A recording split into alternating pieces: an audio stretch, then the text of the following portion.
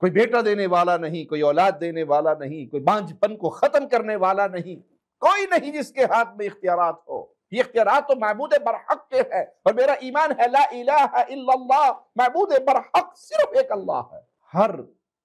ہستی کتنی ہی بڑی کیوں نہ ہو رب کے در کی سوالی ہے۔ داتا ہے تو اللہ، غوث اعظم ہے تو اللہ، بگڑی بنانے والا ہے تو اللہ، اولاد دینے والا ہے تو اللہ، مشکل کشا ہے تو اللہ، حاجت روا ہے تو اللہ، نیاز اسی کے نام پہ، نظر اسی کے نام پہ، قربانی اسی کے نام پہ، ذبح اسی کے نام پہ،